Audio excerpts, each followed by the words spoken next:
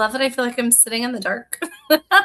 I've got so many lights on in this room, but I'm in my bat cave. So, hello, happy post Tony's Day. Yeah. I am very much losing my voice and gaining it back all at the same time because I'm very much was screaming at TV most of the time. Are you good? Yeah. Amber's typing away. If you're wondering what that little tap, tap, tap is, if you're not joining us for our video stream, Amber shares to almost all of our 175 fan groups on the Broadway Fan Club, so you guys can get the live and mostly in person. That being said, welcome to the Broadway Fan Club's post Tony's wrap up party. I personally love Tony's. Like our Tony's episodes are so much fun. If you guys are joining us live, definitely feel free to comment in the section. Off to the side, we've got chat. Hey, Olivia. That way you can come join us and see if your favorites won or didn't win. But we will establish the rules of don't be a dick.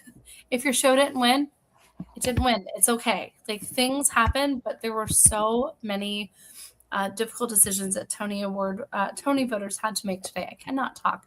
Tony voters had to make that celebrate theater, just celebrate it. And also just a quick reminder that if you are chatting live with us, we will not see your comment unless you are chatting on the Broadway Fan Club page chat thread. Or YouTube. Or YouTube thread. Yes, exactly. If you're commenting in a specific fan group on the post itself, unfortunately that does not alert us to your comment, so make sure we only have 175 fan groups, can't catch up with all of them. Yes. With that being said, I am Heather. The lovely lady to my left, your right, is the one and only Amber. And wow, and my computer screen is going crazy because it knows it's ready for the Tonys. First and foremost, Amber, where did you wind up watching the show last night? Just with a couple of dogs on a couch. Did you have any favorite moments or not favorite moments? I really enjoyed the cat's performance. That was like a real standout for me. I actually got very emotional in this today climate that we are in, just seeing so many Black and brown, trans, and queer performers getting to be on the Tony stage for the first time and share this moment in 2026 when times are kind of tough. So that was really just moving, especially because a lot of them I've been following, Naomi McCavity. I've been following her. I'm going to age myself. I'm going to age the shit out of myself. I've been following her since MTV's America's Best Dance Crew. Oh, wow. So I love that for you. I have certainly really enjoyed seeing the journey. Yeah, I definitely think there were a lot of moving moments to it. Did not hate Pink's performance as much as I thought I would. I have mixed feelings. I enjoyed it. My whole thing is I knew I should have put money on Neil Patrick Harris being there with her.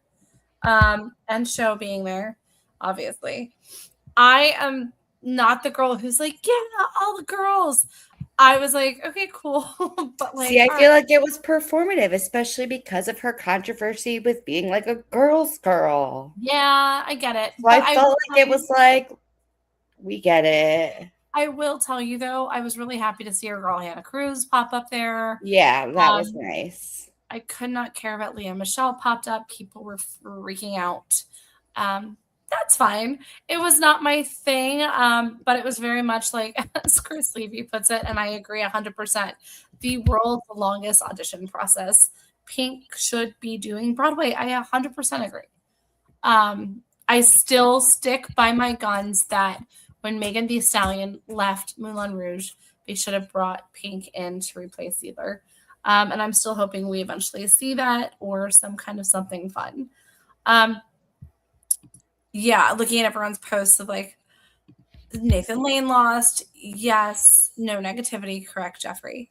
I love Lost Boys performance 100%. That Lost Boys performance, like they did a digital screen of their 3-story set, and I loved every minute. And seeing our friends win was so lovely, and I got to see so many people walking across that stage that I very much adore. So happy with that. Should we just dive right in? I'm going to start from the bottom of a list and in no particular order, but the bottom of Playbill's list if you want to play along. Amber did a hell of a job last night keeping up with all of our polls that we've been running for the last week and posting who won and who didn't. So we'll go through these and we'll discuss each category just like our pre-Tony's Tuesday. How's that sound? Sounds great. Chris Levy, when they make Moulin Rouge, the musical, the movie, Pink can star. Yes. Yes, it was. Best book of a musical, the category nominees were The Lost Boys, which was David Hornsby and Chris Hoach, Schmigadoon, Cinco Paul, Titanic, Marla Mandel, Constantine Rozzulli, and Ty Blue, and Two Strangers Carry a Cake Across New York, Jim Barn and Kit Buchanan. The winner being Schmigadoon and Cinco Paul, who got a chance to do two really beautiful speeches.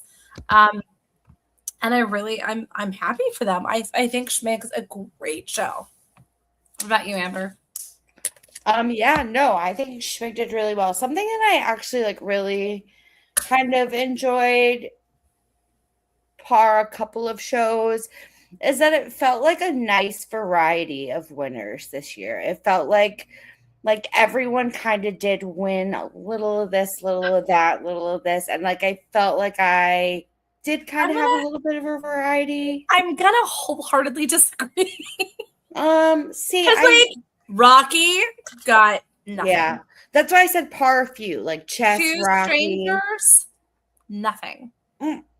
Well, they won a couple the lower category, and that's what I'm saying. I'm like, okay, so it's nice that you got something. I don't know. I don't know. I'm trying to look on the bright side. Yes, Jeffrey says go Knicks. Go Knicks. Game 3 coming up, so that'll be fun. Best costume design of a play. Now, again, I am very much not the play girl here. I know Amber. We've kind of gone to a couple, but not really. So you had Dog Day Afternoon, Liberation, Fallen Angels, The Ballisters, and August Wilson's Joe Turner's Come and Gone. That went to Fallen Angels. I was really happy that they had these beautiful intros before every show that they were performing or nominating, especially with the plays, so people could see what the set designs look like, etc. So I thought that was nice. As Amber dies. Don't get all choked up and emotional. All right. Next category, unless you have something to talk about best costume design of a play. No. Okay. Next category is best costume design of a musical. You had Linda Cho for both Ragtime and Schmigadoon.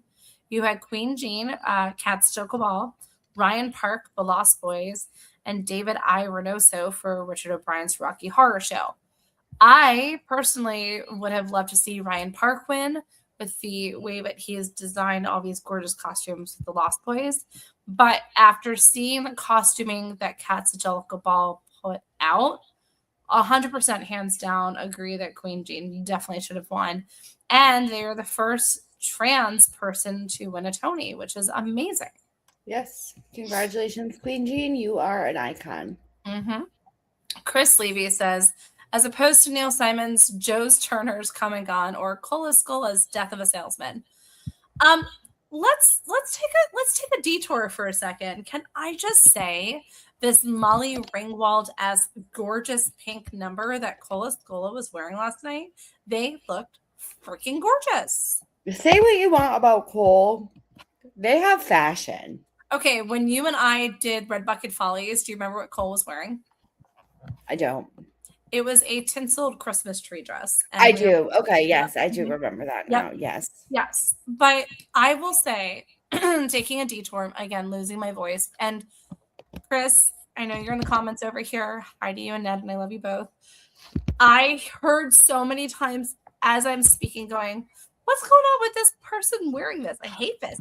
I was so critical of people's outfits last night. Some people looked like they forgot it was a Tony's. Some people looked like they should have. There were some really gorgeous moments. Bernadette Peters' boobs looked phenomenal in this red getup. I mean, just Leslie Manville. Holy crap, that gorgeous red sequin dress. I was dying. But there were some costumes, I can't remember who it was that was in Schmigadoon, that had the blue sky and white cloud suit. This is the Tonys. Beautiful outfits are expected. Casey Levy's dress, I want to find out where it's from because I need it. Some other people's outfits, I'm like, what is that? And I don't know. How do you feel, Amber? Like the Tonys. To me, it should be like black tie, fantastical outfits. Andre DeShields, perfect. Yeah, I mean, I agree. I think there was certainly like a lot of well-dressed, like Megan Thee Stallion looked killer. That dress was so fierce. That silver. Yeah, gorgeous.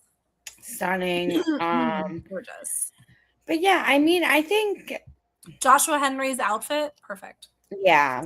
I don't know. I didn't see anything outfit? Like stand out as like not enough.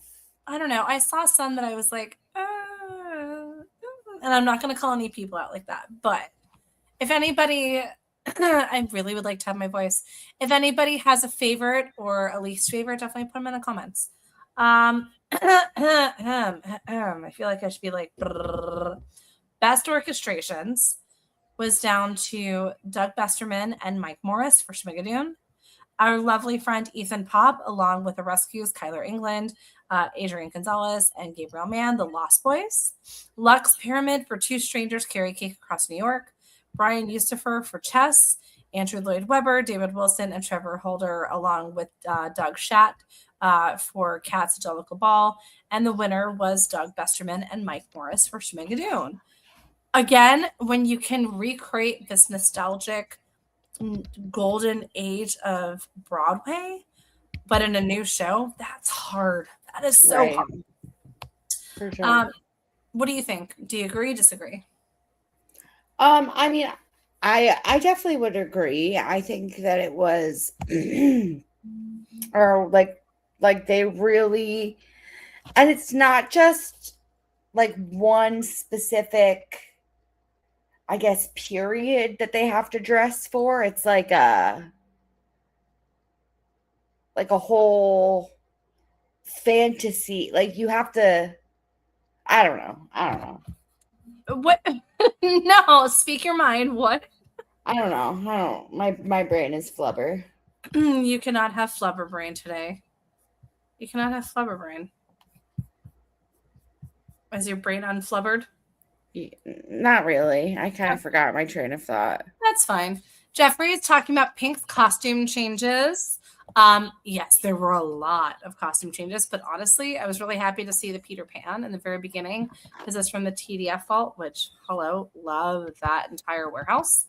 Olivia said she loved meeting Marissa Winokur. I just did a show with Marissa. I was just helping out with When Playwrights Kill, and Marissa will be on the next Broadway Cruise 4 next year. Stay tuned at the end of the show because I have a promo code for you guys for that if you want to have the opportunity to meet Marissa. I am dying. Okay. Moving right along. Best sound design of a musical, Kai Harada for Cats. Winner, Kai Harada for Ragtime. Adam Fisher for Lost Boys. Brian Ronan for Rocky Horror. And Walter Charbach for Schmigadoon. You're going to have to talk for a moment as I cough my face off. Which category were we on?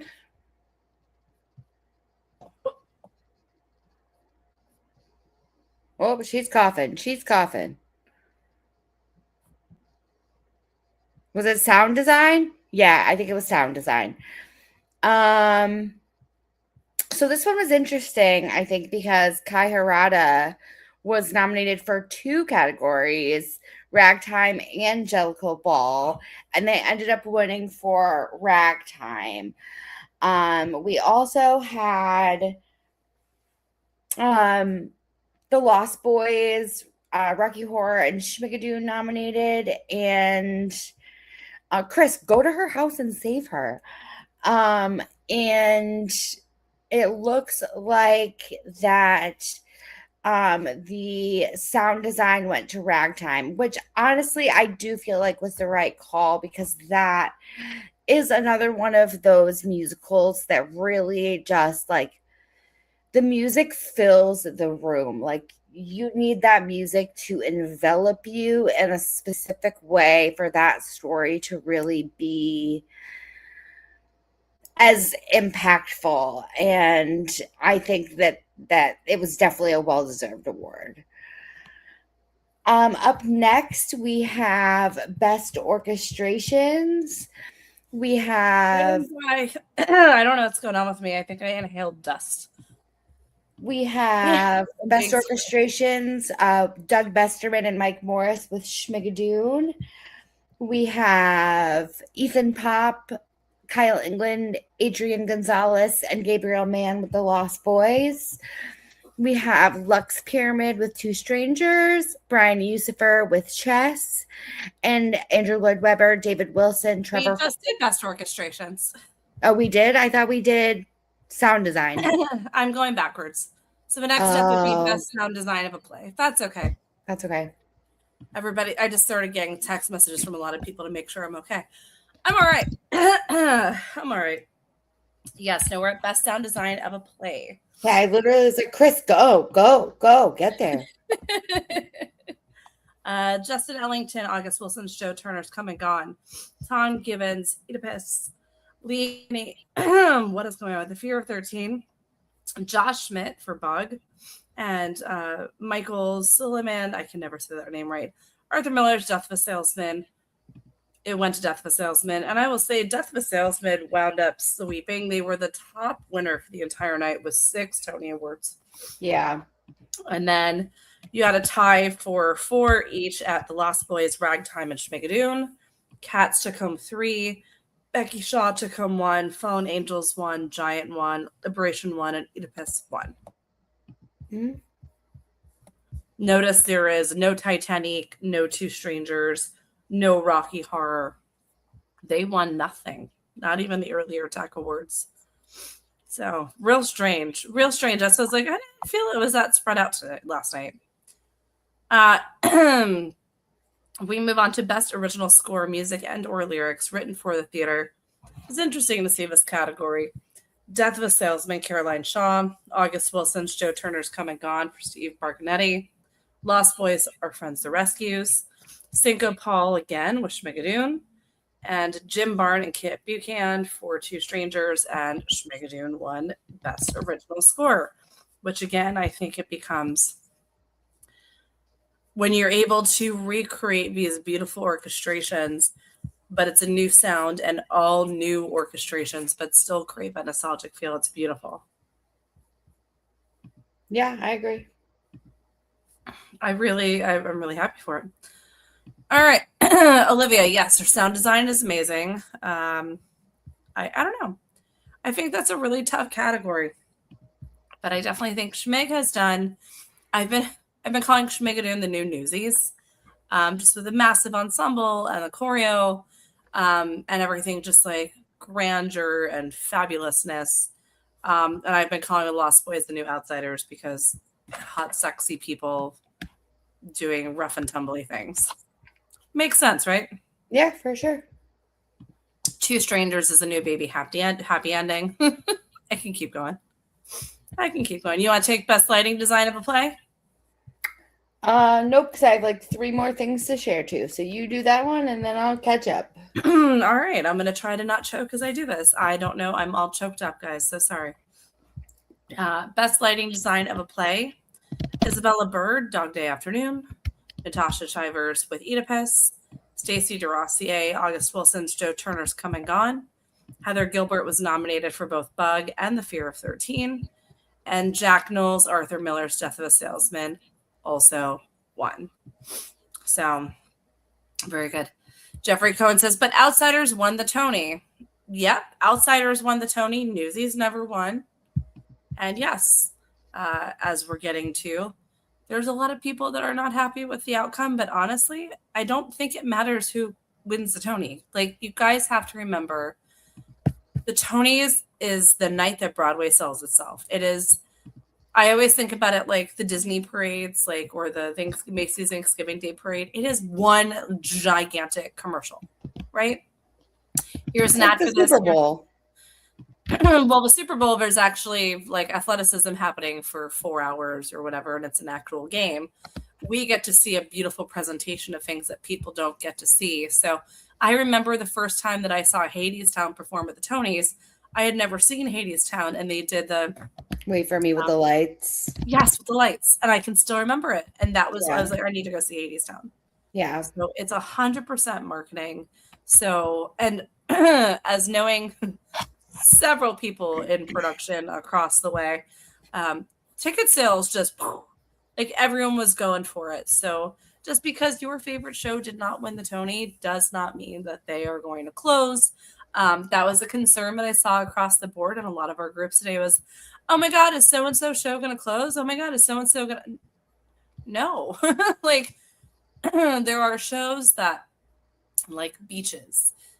Beaches closed early because they didn't get any nominations. They weren't really in the running for it. Look at Chess. Chess did not get anything. Keep your nasty comments to yourselves. I'll keep that as nice as possible. But there, like Shmigadoon was announced that it was a limited run. You know, there's limited runs that are out there. And if they choose to extend, they choose to extend. And if they don't, they don't. So we'll move right into best lighting design of a musical. This one kind of cracks me up. This, I think, was one of Chess's only nominations. Kevin Adams lighting. And they do have cool lighting, but to me, it's a stagnant set. It shouldn't really be part of it. Jane Cox for Richard O'Brien's Rocky Horror Show. Donald Holder for Shmigadoon. Adam Honore for Cats. Adam and Donald Holder, lighting design. And 59 Studio for projection design in Ragtime. And Jen Shriver and Michael Arden for The Lost Boys, who ultimately took that Tony home. So, with that being said, I think the Tony went to the right people. Did Michael Arden actually do any of the lighting design? I don't know. I'm going to have to legitimately ask him. But now he can say he's a lighting design Tony Award winner. Good for him. But that, I think, went to the right show. With no discredit to any other shows. There's not these crazy special effects of people jumping into essentially off of a bridge or a motorcycle race that is, you know, a stationary motorcycle. Like, there's a lot of stuff that's happening on Lost Boys. You feel like you're in a rock concert. Like, it's beautiful. The other shows, Shmigadoon doesn't have a lot of lighting changes. I haven't seen Cat Snow. Rocky Horror is an intimate little space. So it's really fascinating to me. What do you think, Amber? I mean, like I said, I feel like we kind of touched upon it, whereas like this show really uses the lighting to add elements to the story. So therefore, I do think this was like a deserved category. Whereas, you know, certain, you know, the lighting is wonderful, I'm sure, in other shows, but it doesn't add more to the actual story itself. Right. It's just more of an aspect of the show. Whereas this, I feel like, is integrated to amplify the story. That's a great way of putting it. 100%. All right, you take the next one. Best scenic design of a play. Best scenic design of a play. We have Hildegard Bachelor with Oedipus, Takesha Kata with Bug, Chloe Lamford, Arthur Miller's Death of a Salesman, David Corran's Dog Day Afternoon, and David Rockwell, Fallen Angels. No surprise there. The winner went to Chloe Lamford for Arthur Miller's Death of a Salesman. Yep, and I wish I would have seen any of these shows, but from everything I saw with those videos, it does look like Death of a Salesman was going to be the one to beat. Yes. For sure. Best scenic design of a musical, Dots, Richard O'Brien's Rocky Horror Show. Sutra Gilmore, Two Strangers Carry a Cake Across New York, Rachel Hogg for Cat's Jellicle Ball, and Dane Laffrey for The Lost Boys, Scott Pask for Schmigadoon. I can break all of these down very easily. I haven't seen Cats, but from what I've seen of a set design, it literally looks like a club, which is cool. Two Strangers, I think the set design is so particular and so smart, the way that the suitcases moved and created this entire stage, but it wasn't anything crazy. Rocky Horror, traditional set, felt like you're inside of the movie or the original show. Love that. Schmigadoon, as you guys got an opportunity to see last night, it is that like immersive 4D set, but it's so freaking smart, because if you didn't know what Schmigadoon was and you just turned on the TV and you saw Schmigadoon performing, you'd be like, I love what? Jonathan Groff. I was watching the Amy Poehler Jonathan Groff interview on my drive here because it's one of my favorite things. I was I love. Because a clip showed up on my feed from when he's like, well, I told my parents when I was coming out that I'm gay, but don't worry, I'm not going to be in any parades.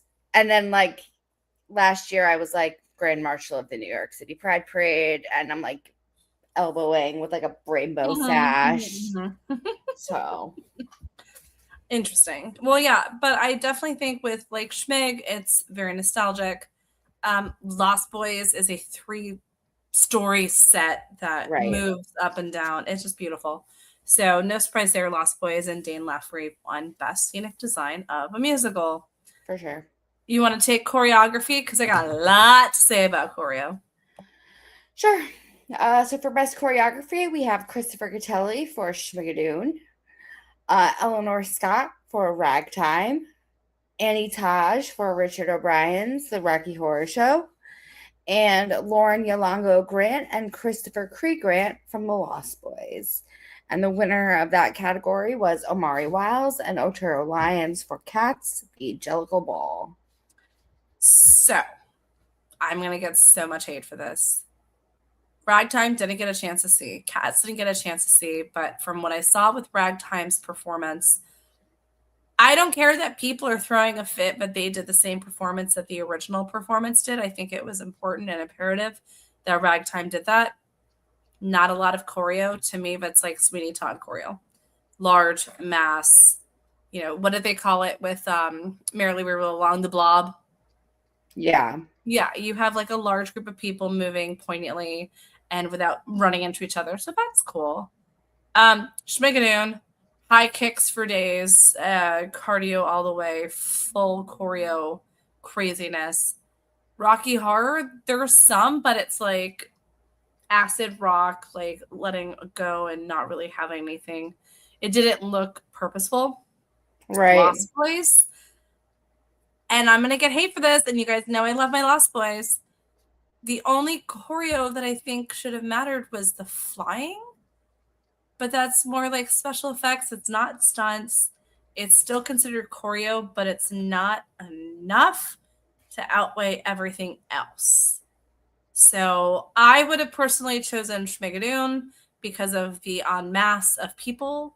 But Cats seem to be interesting. It's the Cats, and I'm going to, again, get so much hate for this.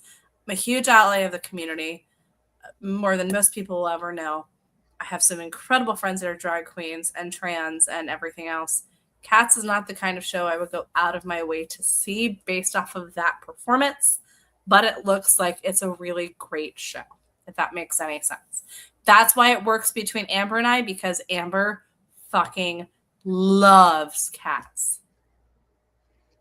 Right? I think I also just like love like the classic musicals. Like I'm just like a Sondheim and Andrew Lloyd Webber like purists. Like I'm a Phantom purist, but I think if you're a theater kid, like you grow up either being a Phantom kid or a Cats kid, maybe.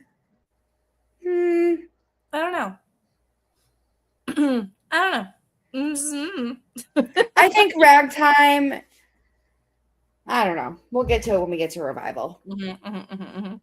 Best performance by an actor in a leading role in a play: Will Harrison for Punch, Nathan Lane for Arthur Miller's Death of a Salesman, John Lithgow for Giant, Daniel Radcliffe, Ever Brilliant Thing, and Mark Strong for Oedipus. Again, the only show I have seen on that list was Dan in Ever Brilliant Thing. Love him. Did not think that he needed to be in this category. But again, I'm going to get so much hate.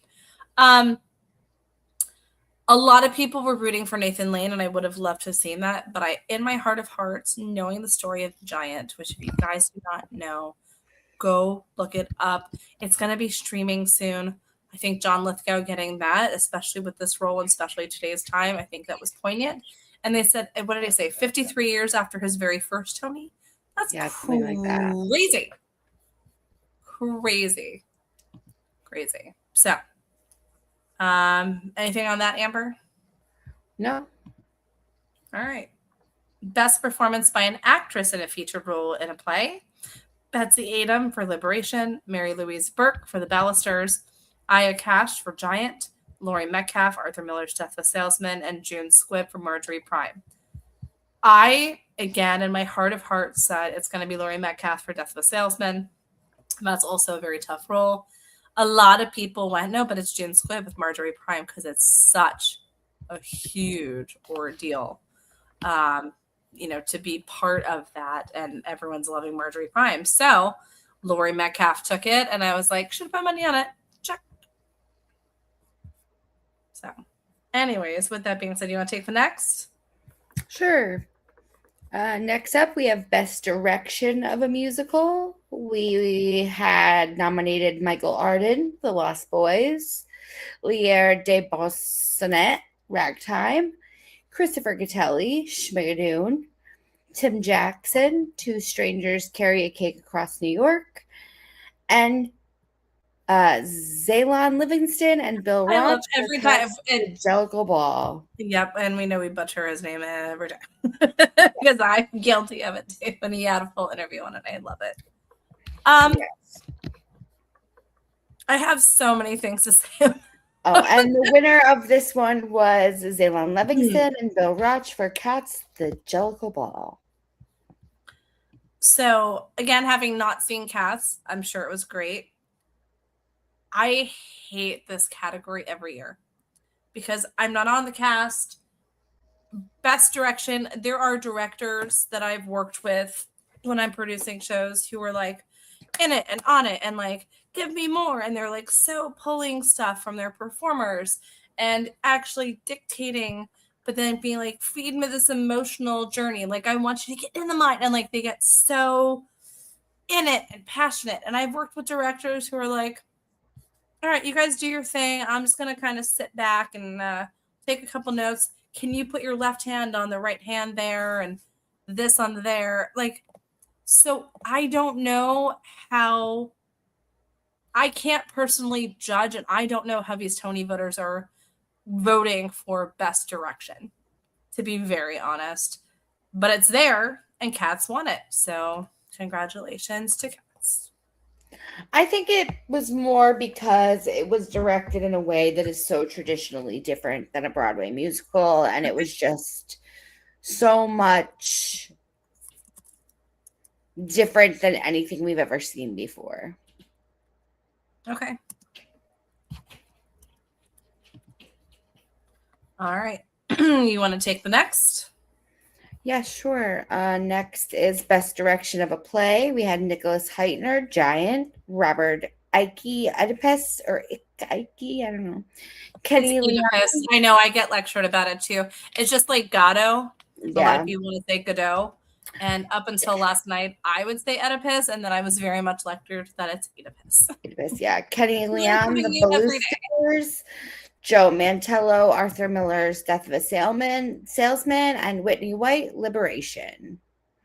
And the winner went to Joe Mantello, Arthur Miller's Death of a Salesman.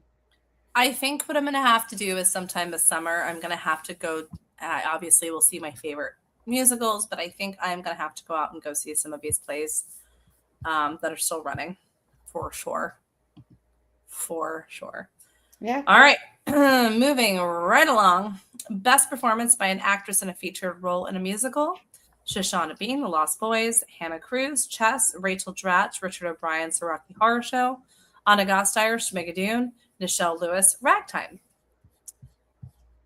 Obviously, it went to Shoshana Bean, which was beautiful. And when we get to Best Performance by an Actress in a Play, we'll talk about it even more. I was really happy to see Hannah in there. So happy to see her in there. I think we're going to see so much more coming from her. Did you notice, Amber, there were so many up close videos of Hannah and her husband? Yeah. Every time there was a cutaway, it was like Hannah Cruz. It's like, hi, Hannah. It was really great. Love Rachel Dratch, but was very confused why she was in this category.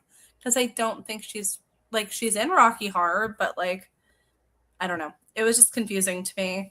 I love Anna Gasteyer, and her role in Schmigadoon is hysterical. And again, haven't seen Ragtime with it. But what do you think? I definitely think Show won this category hands down.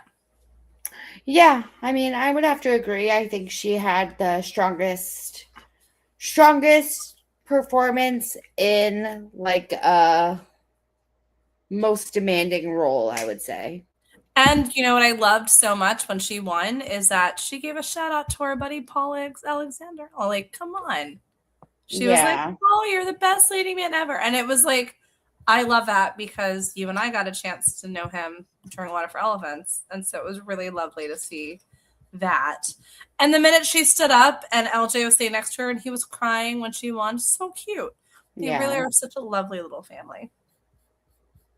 All right, you're next. All right, next up is Best Play. We have The Balloosters, David Lindsay Abaire, Giant, Mark Rosenblatt, Liberation, Best Wool, and Little Bear Ridge Road, Samuel D. Hunter, with the winner going to Liberation, Best Wool. There were a lot of people up on that stage. Yeah.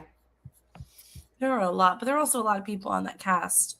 I don't know. Again, I know nothing about it, but I kind of had a feeling it would go to Liberation from everything that I've heard.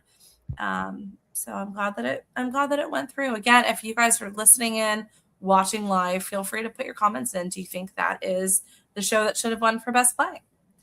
Moving right along, we've got Best Performance by an actor in a featured role in a musical. You had Ali Louise Borgi, Andre DeShields, Bryce Pinkham, I can't even talk. Ali for Lost Boys, Andre DeShields for Cats, Bryce Pinkham for Chess, Ben Levi Ross, Ragtime, and Leighton Williams, Titanic. Ali took this. I was kind of shocked because everybody put Andre in as the known winner for this role.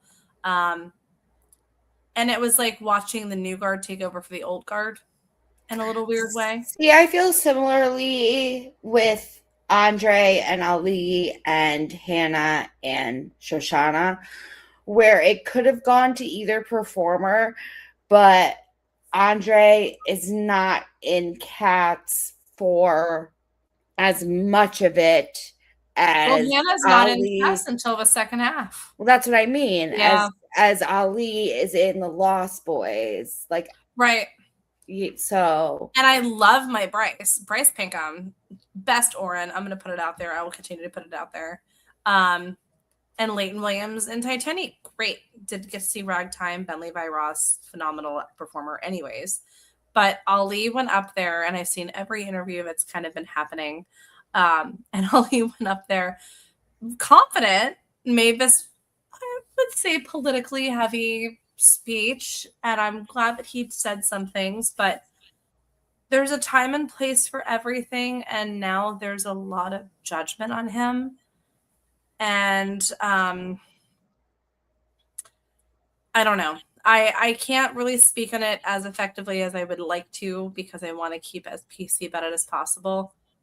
I think that now there's a lot more eyes on him in a different way because not everybody accepts what he had to say, whether you do or not. That's your personal belief.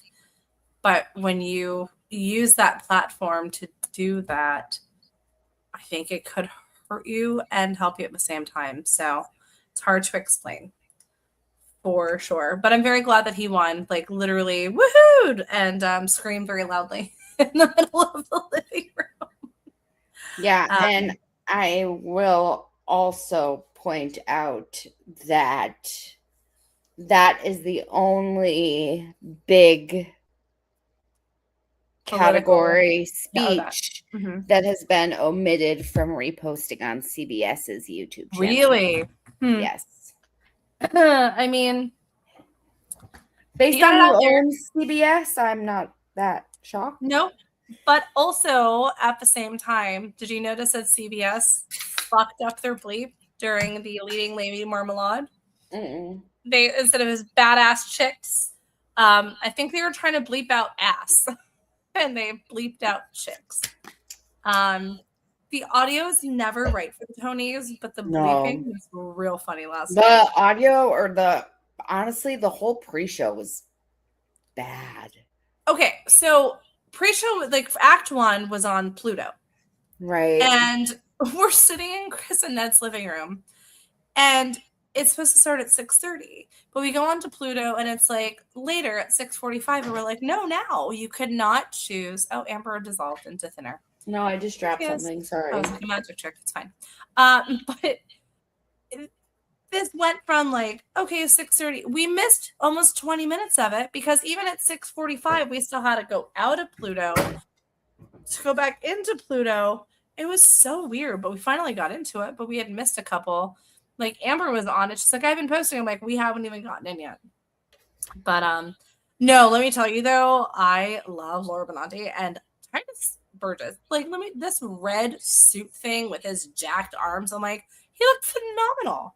Well, I will say then in the first like few minutes, you did miss Titus coming out and like saying like, "Oh, Mary with Maya Rudolph, I haven't seen it yet because I heard you're better than me." Okay. Yeah, no, I saw that. Because that was cute. Yeah, I mean, Oh Mary was represented well last night. But also there were some weird appearances. And I will identify one that people thought was weird until I explained it to them, and they're like, "Oh, I had no idea." So Paul Rudd in the audience, random. Drew Barrymore, also random. I mean, kind of, but also not really, because she does do a lot of Broadway interviews on the Drew Barrymore show. Sure. And she does have like a lot of performances and like a lot of. Well, so she does a lot of press for Broadway, so I could see why she has an invite. I would love to see her in a show. Probably not a musical, but in a play for sure. Like E.T. Phone Home. There we go. Next show. But I will definitely say, seeing my buddy Joey Fatone in the audience, looking dapper, but also sitting next to JC Chasez, and everyone's like, is everybody going to ignore that two members of NSYNC are in the audience? I was like, first and foremost, they're both co-producers of Titanic. Or Titanic. First and foremost. Joey is literally going back into & Juliet. Like, that is his home. He was Roger in Rent. Like, give the man a break. He is definitely a Broadway star. And JC is in the process of producing a musical about Frankenstein. Like, come on. Like, do your research, kids, or listen to us, because that's where we'll give you all the information. I will say, though, with the Paul Rudd thing, I did love his Cats cameo with Rum Tum Tugger. That was adorable. If Rum Tum Tugger is going to flirt with any straight male in the audience member, Paul Rudd is the man to go to. So wait, nope, you're going to have to tell me why. Go on, tell the rest of the class why. What do you mean? If it's going to be any man, straight man, it's going to be Paul Rudd. But why? Because Paul Rudd is literally that guy. How? Oh, I'm making her mad. This is fun. Have you not seen the iconic film Clueless? Oh, I have. He's just like a blessing of society. He's just like a good, solid human being. Oh, so Amber has a hard on for Paul Rudd. I do. Paul Rudd has been like a major crush. He also doesn't age. That's what I'm saying. But I would say like, Paul Rudd. For some reason, I started crushing on Paul Rudd when I was like 12, and he looked significantly older than me, but now we look the same age, so I don't understand. I Yeah. don't understand. Yeah, that's fine. That makes sense. I don't get it. Yeah.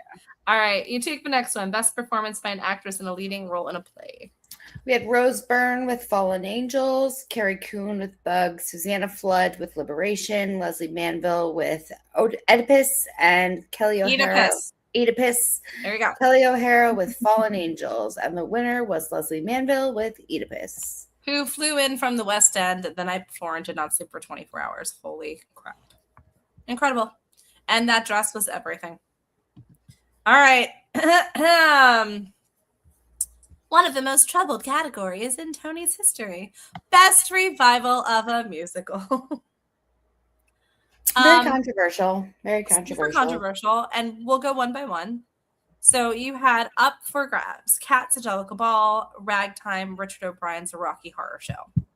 Let's start with some controversy for everybody that's losing their shit, okay? Chess was not nominated.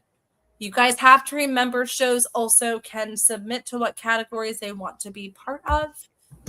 They weren't in the category. I don't know why. I'm not there. It's fine. I know why. Hold on. I will read to you why. There's a couple reasons, but go on. Okay. Hold on. This has been debated, been a debate in our group. In our group forever and ever and ever and ever and ever. I like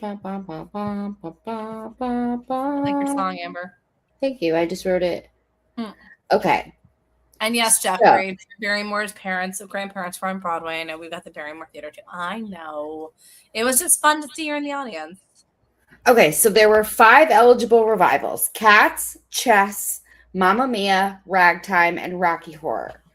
Within the rules, it states that the number of nominees in each of the 4 best show categories, when there are 5 or 4 or 3 or few eligible shows, shall be determined in the following manners.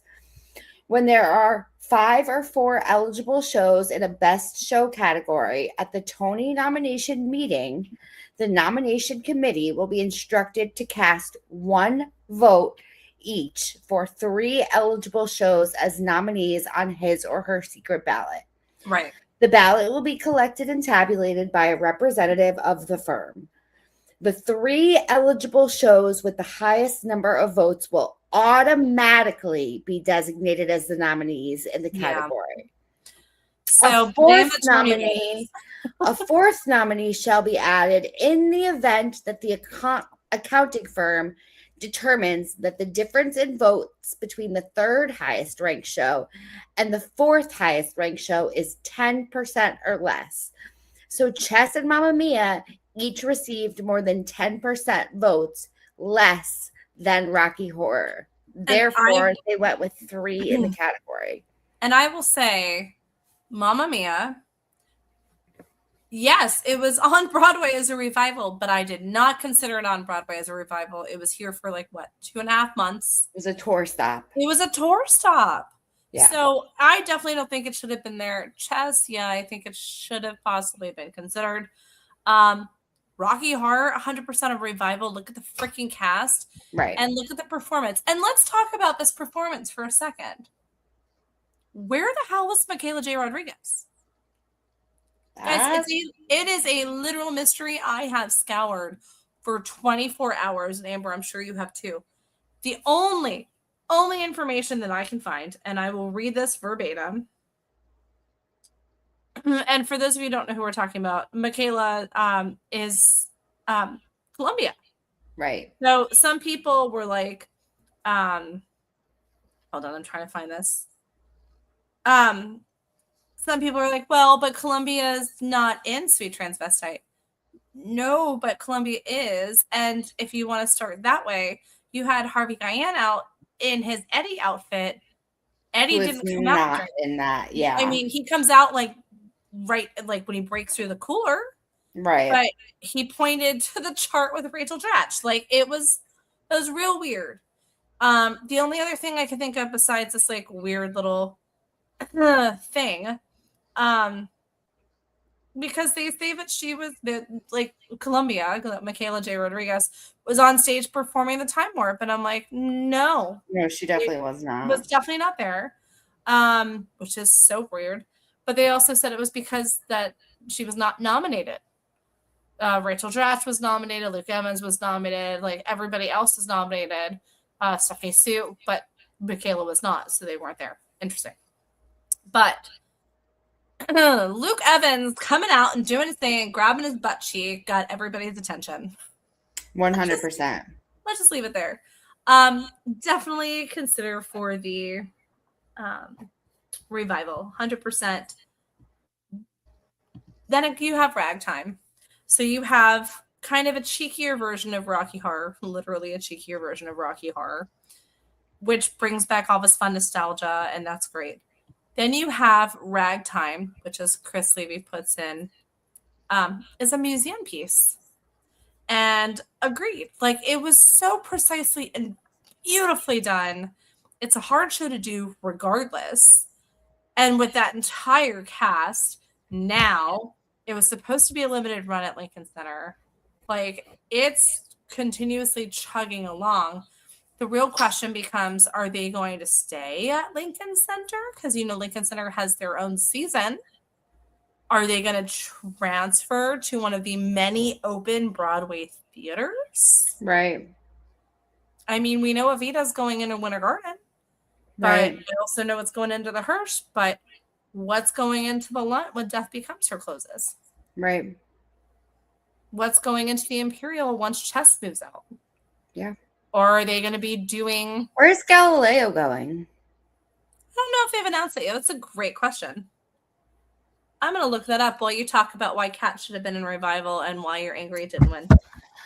All right. So most of the comments I've been seeing are that, like, Ragtime is just a more... Oh, they're at the Schubert. Like, pursuant to the times revival, that it's like more of like what we need at this time. You're talking about Ragtime or Cats? Ragtime. Okay. And I do feel like that is kind of like rooted in the tropes of the fears of yes, giving Black and brown people of color and queer and trans individuals their accolades, because especially like I was saying before, like during a time of, you know, Pride Month. You think Ragtime is not doing that? No, I'm saying Ragtime is also doing that, but I'm just saying like a lot of people, that was what their argument was, is that Ragtime is more relevant to this time, when I do disagree with that, because, you know, trans people are losing their rights left and right, and it's just I can see the argument made for both. Let's just say. Sure. I definitely think I going into it, would I have loved Rocky to do it? Absolutely. Would they have? No. Right. I wanted Ragtime to win. You have both Joshua Henry getting the damn Tony and making me freaking cry, and Casey finally getting her damn Tony. Like, I'm so happy for them. Brandon Uranowitz would have loved to see him do it, but that would have been impossible. I think Ragtime was the safer choice. Let's just say it that way. I don't know if it's safer is the word. Here's the thing to me. Cats, when I think revival, I think like, okay, when Phantom eventually comes back to Broadway, because God knows it's going to come one of these days. If you bring me in this half-ass touring Phantom, like, we already know the orchestra is going to be reduced. We already know there's going to be stuff. But if you, again, I'm going to get so much hate for this. If you brought me in Phantom and set Phantom in a disco, like Here Lies Love, or like you repurposed Phantom into an ice cream parlor, just weird stuff. Like, if you completely revitalized it and changed it for something, as a purist of Phantom, I'm gonna be mad, because I want it as a revival. To me, a revival is a show I've already seen, and now, because we're all good little boys and girls and don't watch sign tutorials or professional recordings unless they're available legally, disclaimer, but I get to go back into the theater and experience the magic of a show. Like, perfect example, All Shook Up. my very first show I ever got to see in New York on Broadway was Cheyenne Jackson. We've talked about this before. If there was a revival of All Shook Up and you changed it from what I saw as a kid, I'd be mad. If you continue to make it beautiful and modify just a sliver of it, just so that something works or there's a little kink that got moved, but I still got to see that story performed, and from what I remember, that's what I want in a revival. So. See, I kind of disagree because, like, I feel like in the same sense of whereas Romeo and Juliet was incredible, reimagined in this modern day story, some stories was it really reimagined though? Because if you think about it, it was very much like Leonardo DiCaprio and Claire. Well, that's what I mean. But that was a reimagining. That wasn't historically accurate. That's a no. So I feel like it works with some stories. It doesn't work with some. It's not gonna. That style of reimagining isn't gonna work with every show. Of course. Because so you and I are sitting on opposite. You're more of the reimagined revival. I'm more of a traditional revival. That's where I'm at. Now, revivals cannot come. Go ahead. I just feel like if you're gonna give me a revival and you want to give me something new, you have to go all in and really give me something new. For sure. So the way that the Tonys work, shows are not restricted to how much time must pass between productions. However, the Tony Administration Committee strictly governs whether a production is considered an official revival or just a transfer of an already running off-Broadway show. Very much like Dead Outlaw and Titanic.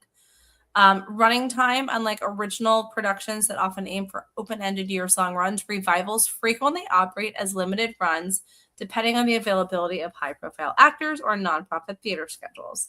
So it is really interesting. I would probably drive them crazy if I was a Tonys voter. Just to be very honest. Yeah. I could never be a Tonys voter because I would just have like a full out panic attack every Tonys season. I would just want somebody to be like, I'm so sorry, Heather, you are required to see literally every show. Oh no. How awful. I would also be like, I don't have time for that. But yeah, it's already stressing me out. Oh no, it becomes a full-time job. I already have the anxiety. I can't do it. All right, you take the next. Best performance by an actor in a featured role in a play. We had Christopher Abbott, Arthur Miller's Death of a Salesman, Danny Bernstein for Marjorie Prime, Brandon J. Durden for Waiting for Godot, Alden Ehrenreich for Becky Shaw, Ruben Santiago Hudson for August Wilson's Joe Turner's Come and Gone, Richard Thomas for The Balloosters, and the winner went to Alden Ehrenreich for Becky Shaw. Oh, yeah. Gotta love Alden Ehrenreich. I'm going to respond to Jeffrey's post. Jeffrey said, Death of a Salesman keeps winning. Same story. Yes. Nostalgic, traditional revival. Beautiful cast, but I will say this one's a little bit darker from everything I've been told. And that's a little more controversy around it. Just a smidge. Dude, like a sprinkling. Yeah. Best revival of a play. You had Death of a Salesman, Becky Shaw, Every Brilliant Thing, Johnny Donahoe, Fallen Angels. Oh, I can't talk. Every Brilliant Thing was Duncan McMillan with Johnny Donahoe because that's in a different line. Fallen Angels and Oedipus, with the winner being Death of a Salesman. Now here's where I'm going to fuss for a second. Every Brilliant Thing considered a revival? Yeah, wasn't it? Didn't it? Isn't it like an original story from a while ago? It's an off-Broadway show from 2014. Oh. So that's where my challenge comes. But that's also how Gutenberg got into the best revival category. That's true. So off-Broadway. So yeah. that's where I go, makes you think. Right. So. All right, you want to take the next? We're almost done, guys. I know we're running over a few minutes, but this is what we love doing every year. Was Best Performance by an Actress in a Leading Role in a Musical. We had Sarah Chase for Schmigadoon, Stephanie Sue for Richard O'Brien's Rocky Horror Show, Casey Levy for Ragtime, Marla Mindell for Titanic, and Christiana Pitts for Two Strangers Carry a Cake. And the winner went to Casey Levy for Ragtime. Yes, about freaking time. I was talking to Chris last night because, Casey's like, thank you to all of the babysitters out there who allowed her to be a mother essentially. But also I met her when she was doing Frozen. She had just had her kid and he was really sick for a while. And on last Broadway cruise, when she was on, we talked about it. And she actually talked about it to the audience as well. And it's really such a beautiful thing to see her shine and get the respect and honor that she deserves. Love us some Sarah Chase. Sarah Chase is hysterical, different category in my mind. Not even category, but like different levels of performance. Stephanie Sue for Rocky Horror, great, but again, I don't think it was at that level. We love us some Marla Mandel. And a lot of people honestly thought she was going to take it, but I'm like, there's no way. There's no way. Yeah. With no disrespect to Marla at all. It was just when you have Casey, that's like Bernadette Peters being in the category to me. So, and then Christiane Pitts, her talent is freaking ridiculously phenomenal. I'm going to cough again. I don't know what's going on. Right, but wasn't this her first nom? So I feel like also at that point, like when it is your first nom, it is a little bit harder to I think a lot of them were at their first nomination, take wasn't the it? category. Yeah. But I'm so happy to see Casey do it. Now, Jeffrey makes a point in the comments. If she went to Lost Boys, she could have had one twice. Yes.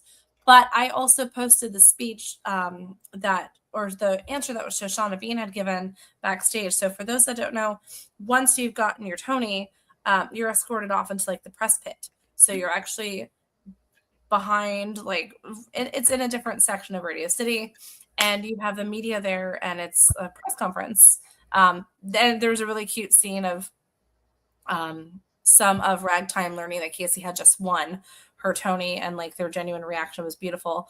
But Shoshana Bean was talking about her and Casey are very close. They were actually both on the last Broadway cruise together. They are sisters. They're like genuinely love each other. Casey made a lot of good decisions to remove herself from Lost Boys. One, it wasn't funded at that point. Two, Ragtime, she was already in it, but there was no expectation of an extension. So that was a surprise. She thought she was going to get some downtime with her family, but instead she was able to make the choice to continue with Ragtime. But Show was like, something in me told me I should take it, and that's great. But also, now both of them are able to win a Tony in the same year. Right. So it's like karma really is a thing, and I love that they both were able to do it. Also, a fun little thing that I saw on the interwebs, and I don't know how you guys feel about this. I heard that the one and only Pink will be groomed to take over Shoshana's role in Lost Boys whenever she decides to leave the show. Interesting. I mean, they are best friends. So, yeah, little interesting. All right. Best performance by an actor in a leading role in a musical. Well, you love him. I love him. Nicholas Christopher Chess literally told him at the stage door, if he does not get the nomination, we're going to riot. Luke Evans, Rocky Horror. Look at his butt. Luke Evans' butt on national TV. So proud of him. Joshua Henry for Ragtime. Sam Tutty for Two Strangers. And Brandon Uranowitz for Ragtime. And Joshua Henry was able to take it. Hands down, we all knew that was coming.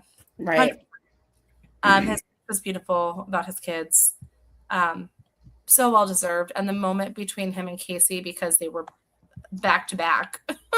Right. She waited for him off stage. She waited for him off stage, and they both had their moment, and that was a beautiful thing to see. Yeah. Very sweet. So I definitely think it went to the right person. Would have loved to seen any of the other ones there, but I don't think it was their year to do it. So, yeah. And then we move on to the biggest controversy of the night. Dun, dun, dun, dun. Best musical. So it was just a small group of us. It was Chris and Ned and Brian and myself. And it was split down the middle. I would have been happy with Schmigadoon or Lost Boys taking the cake. Two Strangers carry a cake across New York. I was going to say. Or Titanic. But I was like, okay, it's down between Schmig and Lost Boys. So Chris and Ned decided they were going to be Team Schmigadoon, and Brian decided to jump on Team Lost Boys with me. And I'm going to say this.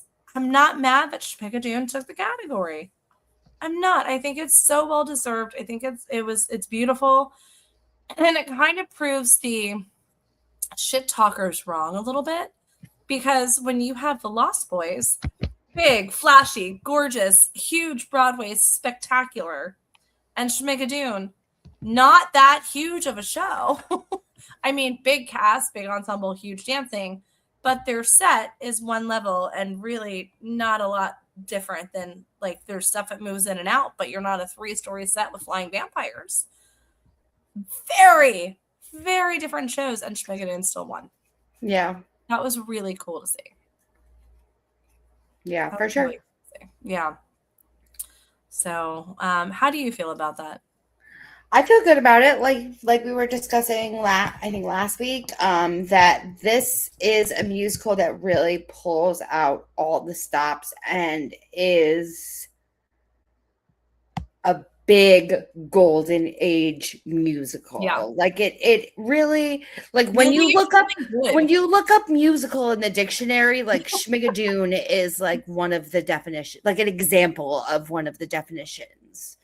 Mm-hmm. I agree. So yeah, I feel like it was a tough call, but I feel like it was a good call.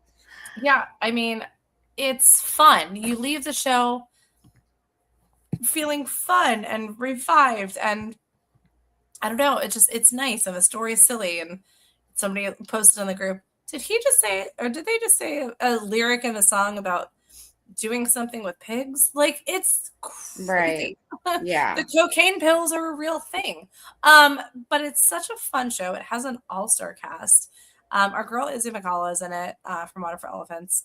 But, like, such a lovely show, and I'm really happy that they won. Like, I think that was a well-deserved thing. Yeah, for sure. And I see everybody in the comments, Lost Boys still the winner in my heart. Totally fine. Was hoping for Lost Boys. Lost Boy deserve it for the stunts. Schmigadoon is funny. Okay. I'll give you that. That's fine. I would have loved to see Lost Boys win. So, guys, I know it. But here's what I'm going to say, because I've noticed, and Amber, I'm sure you've seen it all day long too.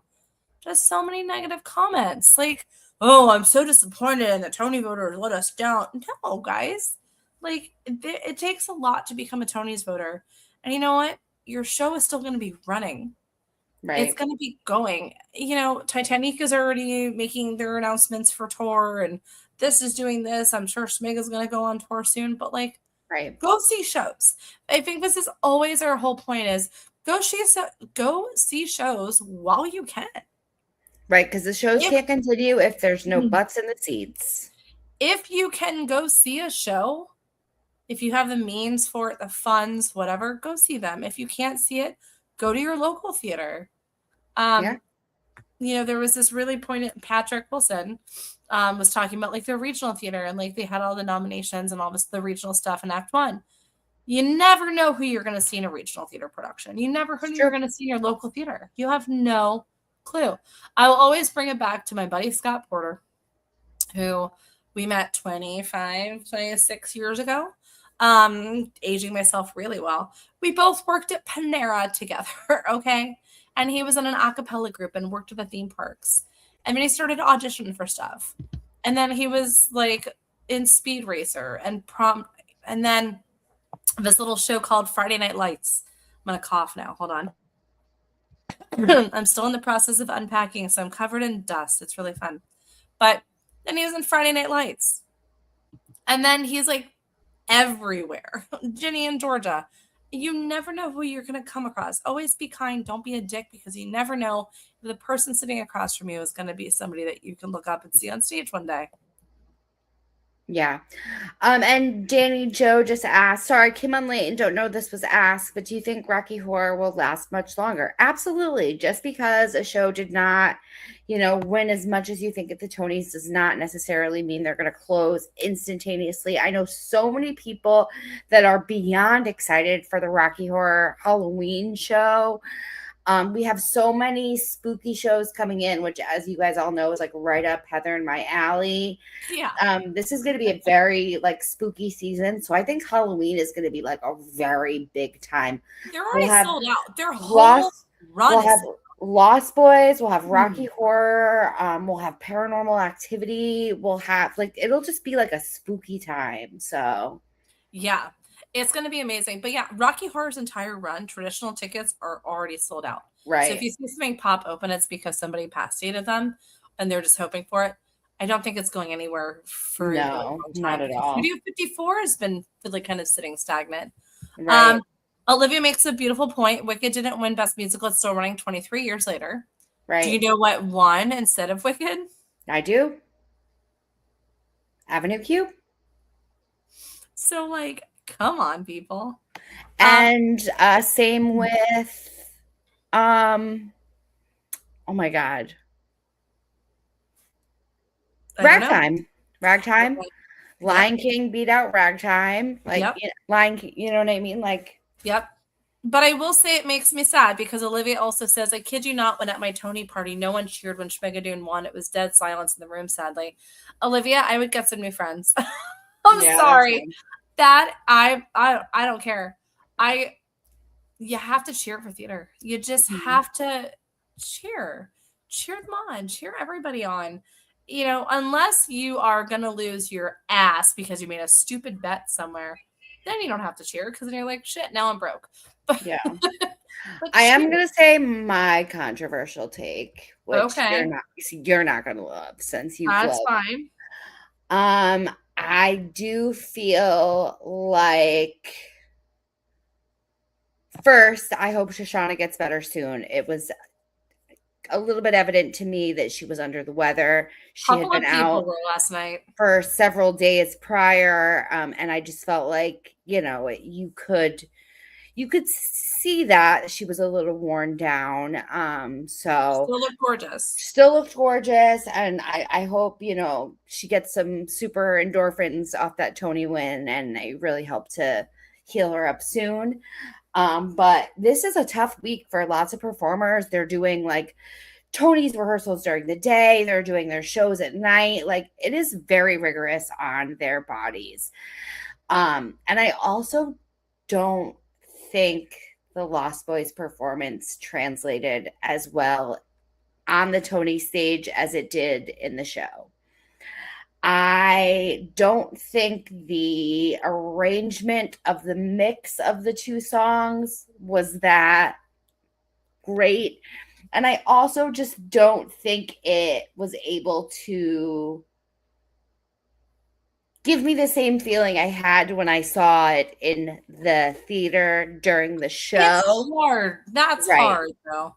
It Yeah. is hard, but I mean, Schmig did a good job. Schmidt I did a would have great loved job. to see the classroom, but I know why they did the opening scene. That's fine. But Right. even Brian was texting me because we were talking about Tony's food. But like when Lost Boys opened, he's like, "Is that like the Act One finale?" I'm like, "Oh no, that's pretty much the top of the show." Right. Um, Right. but they shoved a lot in Right. all at once. So, and I'm really glad that they did that. Really, really glad that they did that. But no, I mean, I understand. It's always hard too because a lot of people don't realize this, and you and I have talked about it before on the show, and a lot not on the show. Shows have to pay to perform at the Tonys, guys. It Right. ain't free. Not only do they have to pay their performers, they have to pay for the slot. They also have to pay for the entire set. Whether that's you're definitely not going to transfer over most of your set design. Right. You now have to build a new set. Like it is not cheap to perform at the Tonys Right. at Exactly. all. Exactly. So it is hard. But again, it's the best of the best of the best. And like you have to show off as much as you possibly can. But again, I remember when I saw Hades Town and I was like, I have to go see the show. Right. And I remember when I watched the show last night and I was like, I have no interest in seeing Cats after that performance. Yeah. And I know that's going to piss off a lot of people, but that's okay. But I It's loved that the audience had clock fans. every person had a clacker fan under. This is a fun fact. Everybody had a clacker fan under their seat, and during a commercial break, they were all instructed how to use it. Love that. They got a full tutorial. I love that. A full tutorial. And there's also apparently a DJ spinning live in between commercial breaks. Nice. I wonder if it was Ken Ard, the DJ I'm from Jellicle Ball, maybe. who was an original cat. Maybe. Meow. Meow. But I will definitely say, like, everyone's like, oh, Heather, are you going to the Tonys this year? No. I know yes, maybe one of these days I'll decide to go, but it is a very long and exhausting thing. And I'm glad that I have friends that were there, whether they were part of a show or not. You know, I want to make room for people in the shows that are nominated. I'm also not spending almost $2,000 for a ticket to sit in the nosebleed section of the Radio City Music Hall. I much prefer to have a Tony's party with my friends where we're making stupidly themed food. Amber, I don't know if you saw the video I posted from Chris's house last night, but Chris made Rocky Horror shrimp cocktail, and then it was on a bed of iceberg lettuce, bitch. So we love that. I made garlic nut sliders, chicken parmesan sandwiches, which was awesome. Chris also made corn pudding. He didn't even know corn pudding was a thing. Didn't know corn pudding was a thing. And made some delicious. Like a whole TV show and song and musical and everything about it. It was made up, but corn is delicious. We also had a wedding cake, like a top tier of a wedding cake that two strangers actually loved that we did it and said they were very happy that we had it.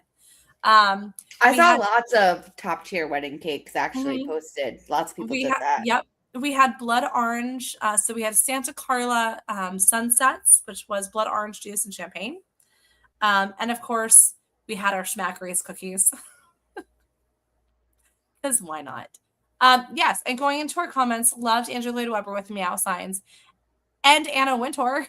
Like they were sitting together just for funsies. I thought that was phenomenal. People were like, oh my God, he actually came in for the Tonys. Yes. Yeah. He's in New York a lot. Right. But yeah, there were a lot of fun cameos, I guess, if you want to put it that way, throughout the night. And even more exciting. But I'm going to talk about the cameo that I was not happy about seeing, and every single time I saw it, I pointed out. Put your fucking phones away. You're at the Tonys. Like, they're generally not supposed to even have their phones on them. Yeah. Every time it would come in from a commercial break, or they would do a pan over the audience, like when Darren Criss was in the mezzanine, they would pan over, and I'm like, why is everyone's phone screens on? Or at least turn the brightness down. Come on. Well, you know theater etiquette these days. No, this is why we can't have nice things. This is why. It's perpetuating bad habits. Don't lead by example. Monkey see, monkey don't. I don't know. Right. Yeah. It drove me crazy. I'm happy. Like, yes, totally take your picture. I was here at the Tonys. Look at where my seat is. Here's my playbill. Here's my ticket. Congratulations. Put your fucking phone down. That's it. All I'm gonna say about that right now. Anyways, I know we're running over, but this is always our fun show. Amber, anything we want to talk about Broadway news-wise? Since now we're technically on summer break for the season. Not our season, but Broadway. There's no like fun new shows opening up in the next couple of months, but there's a lot of really cool shit happening. Not that I can think of. I'm still just sad that I live here and not in London and I can't see Joy Woods and Cabaret.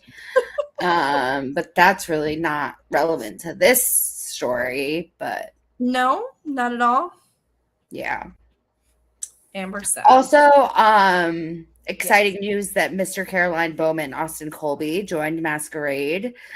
I'm sorry, but like after his show up and stand out for Caroline at her singular Sunset Boulevard Norma performance, like show me another Broadway spouse or any performer spouse that is as supportive as Mr. Caroline Bowman. He has a name. Say it again. Austin Colby. But he loves her so much. No, but still. So it'll be hard to see him as like a creepy, manipulative phantom man, but... What the fuck? However, If anyone could pull it off, I know it's him. Amber just said the most fighting words of fightiest words ever. Did you just call Phantom the creepy ass Phantom Man? If you're going to tell me that the Phantom is not like a creepy man manipulating women. He's not. Okay. Eric would never do such a thing. Yeah. Okay. Okay. Gaslighting. No. Anyways, I talked about the Broadway Cruise 4 coming up because there were so many Tony Award winners on the last cruise. I want to talk about it again. And I'm going to give you guys a promo code because that's always really fun. Can I do that for a second, Amber? Can I? Go for it. Okay. They don't pay me to do this. I just want to see more of our members on there because I would love to do a members meetup. So the Broadway Cruise 4 is happening next year. So they actually skipped 2026. It's April 15th through the 20th from Miami to Cozumel, which I got a chance to go to Cozumel last year. Super cool. And Great Stirrup Cay, which is kind of like their private island. Guys, this is the talent lineup. Yes, some of them have already been on the Broadway Cruise before, but it's only going to get bigger and better. And it's incredible. So Laura Bell Bundy. Yes, she's incredible. Carrie Butler, and you'll sense the theme in a second. Norbert Leo Butts, Darren Criss, Michaela Diamond, my buddy Norm Lewis, Jerry Mitchell, Carrie St. Louis, which they need to update a lot of stuff. Mark Shaman, love him. Patty freaking Lapone, ever heard of her? You could be like, hey, remember when you sent my friend back an unsigned playbill? I should. Adrienne Warren and Marissa Jarrett Winnicor. So you also have Will Van Dyke on, and then Gordon Cox will be there, and then my boys Henry Kapersky and Ethan Christopher, love them so very much and super talented. Henry is actually Alan Cummings' personal pianist and does like every kind of cabaret ever. So you can go on right now. You can book tickets right now. There's a couple of different categories and whatnot for you to book. I always do an inside stateroom because why not? I'm not spending that much time. Guys, it's Broadway 24/7 in there. It's insane. Like you walk through the cruise ship, it's just us. So it's all theater people. Everyone's dressed to the nines and theater stuff and singing. And like in the casino, there's Broadway show tunes playing. And there's Broadway themed events. And like Norm and I talk about this, but like Norm Lewis is serving you ice cream because that's an event. And then they do the stage door events, which are kind of cool because what they do is they have, my screen just went all funky. They do this, like the different talent is going to be there. And you walk in and it's like a convention. So you go into the stage tour experience and you walk from table to table and you can get things signed and have a conversation. But the talent is also walking around the ship because they're also on vacation. So like my first year when it was Cheyenne Jackson was one of the stars that was there. And also with Norm is everywhere too. But like you just be walking and be like, oh, hey, what's up, Cheyenne? And it's crazy. But if you guys noticed, the lovely ladies from Mama, I'm a Big Girl Now are all going to be on this cruise because they're going to I wonder why. They're going to be doing their show. So the cool part is with the cruise as well is that with this one, they changed it up a little bit, but now they are including every night there is a performance. They usually do like these big, beautiful Broadway performances of that specific performer. So like Norm did this wonderful, like it's utterly beautiful. It's a night. So with that being said, if you're interested in joining me on the cruise, I know Amber never wants to go on the cruise because she hates Florida so much and she would burst into sun, fire. It's fine. One day I'll drag her ass on a cruise. But you can go to thebroadwaycruise.com, www.thebroadwaycruise.com. Amber, do you remember when I figured out our promo code? No. Yeah. It's 2 BFC. And I used to say all the time, it's 2 big freaking coupon or big freaking whatever. And she's like, you mean like Broadway Fan Club? Yep. So if you go to www.thebroadwaycruise.com and enter referrer code, the number 2, BFC, like Broadway Fan Club, you'll get a special promotion that they are running at the time. With that being said as well, did you see the newest drop on Broadway Drop Shop? I did. Did you get anything from it? No. Okay. I'm poor.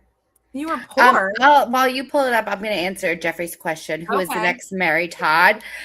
I'm very excited about this one. The next Mary Todd after Maya Rudolph is going to be the infamous Meg Statler, who I don't know if you know. She is most well known for starring in HBO's Hacks.